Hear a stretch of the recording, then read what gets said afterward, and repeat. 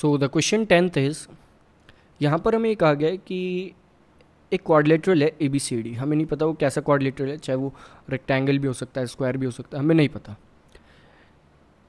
A B C D intersect each other at point O. एक quadrilateral के जो diagonal है ए बी सी डी का, उसके जो डायगनल है आपस में इस ओ पॉइंट पर इंटरसेक्ट करते हैं। नेक्स्ट जो कहा गया उसमें क्वेश्चन में, सो वो इस अकॉर्डिंग इंटरसेक्ट करते हैं कि ए ओ अपॉन बी ओ ये इक्वल आता है सी ओ अपॉन डी ओ के। ये चीज़ हमें पता है इस क्वेश्चन के अकॉर्डिंग कि A O upon B O equal आना चाहिए सी ओ अपॉन डी ओ के। तो ये एक तरह से हमें गिवन है। अब हमने प्रीवियस क्वेश्चन में भी इसे थोड़ा सा चेंज करके लिख लिया था, क्योंकि ए ओ अपॉन बी ओ को हम थोड़ा सा चेंज करके लिखें तो हम ये लिख सकते हैं कि A O upon C O equal है B O upon D O. अब बात ये आती है हम ये चेंज करके क्यों लिखते हैं। अगर आप ए ओ अपॉन बी ओ देखें तो ये दोनों साइड से एक दूसरे के जस्ट साइड साइड में आ जाती हैं, एक स्ट्रेट लाइन में नहीं आती। क्योंकि स्ट्रेट लाइन में आ जाएंगी तो हमें हेल्प होगी कि हम इनका रेशियो आपस में इक्वल प्रूफ कर सकें। तो हम इसलिए ए ओ अपॉन सी ओ लिख देते हैं, और ये स्ट्रेट लाइन में तो एक ट्राइंगल का पार्ट भी हो सकती है और आपस में रेशियोज इक्वल प्रूफ भी हो सकती हैं, तो एक ईजी रहता है। नेक्स्ट अगर हमें देखें तो हमें ये प्रूफ करना है कि जो ए बी है, हमें ये करना है कि show that A B C D is a trapezium. A B C D अगर ट्रेपेजियम है तो कोई भी दो साइड्स आपस में पैरेलल होंगी, तो यानी कि ए बी जो है वो साइड डी सी के पैरेलल हो। हमें एक तरह से ये प्रूफ करना है। तो हमें क्या प्रूफ करना है? To proof A B is parallel to C D, और we can say D C. Next अगर हम देखें तो हम ये कैसे प्रूफ करेंगे। स्टार्टिंग करते हैं, हम एक लाइन ड्रॉ करते हैं। वो लाइन किसकी होगी? हम अपनी तरफ से किसी भी एक साइड के उसे पैरेलल ड्रॉ करते हैं। हमने ओ से लेके यहाँ तक इस पॉइंट को हम मार्क कर लेते हैं कि हमारी तरफ से ये पॉइंट है ई। ओ से लेके ई तक हमने एक लाइन ड्रॉ करी। ये जो लाइन है ये ए बी के पैरेलल है, यानी कि हमने कह दिया कि draw a line parallel to A B, यानी कि ई ओ जो है वो पैरेलल है ए बी के।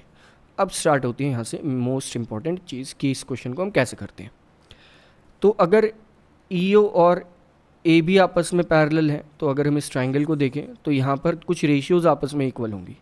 रेशियोज़ क्या क्या इक्वल होंगी उस चीज़ पे भी आ जाते हैं। अगर ये दोनों आपस में इक्वल हैं तो D E upon E A equal होगा D O upon O B के, यानी कि इन साइड्स का रेशियो आपस में इक्वल होगा। हमने बेसिक प्रोपोर्शनैलिटी थ्योरम में ये सारी चीज़ें देखी थी। तो अगर ऐसा होगा, ये रेशियोज इक्वल आ गए, इस चीज़ को हम ध्यान में रखें। तो हमें गिवन क्या है? हमें गिवन तो ये है कि A O upon C O equal है B O upon D O के। तो हम इसे भी उसी के अकॉर्डिंग लिख लेते हैं। हम इसे ये भी तो लिख सकते हैं इसका रेसिप्रोकल करके। ए ई को हमने ए ई लिख लिया अपॉन डी ई इक्वल है B O upon D O के। ये चीज़ हमने यहाँ से खुद नोट कर ली। हमने ओ बी को बी ओ लिख लिया है। अब हमें गिवन क्या है कि बी ओ जो है B O upon O D O जो है वो इक्वल है ए ओ अपॉन सी ओ के। यहाँ पर B O upon D O equal आ रहा है ए ई अपॉन डी ई के। तो हम ये लिख सकते हैं कि ए ओ अपॉन सी ओ ये इक्वल है ए ई अपॉन डी ई। हमने इन दोनों इक्वेशंस का यूज़ करा, यानी कि हम इसे फर्स्ट मार्क कर लें, इसे सेकंड कर लें।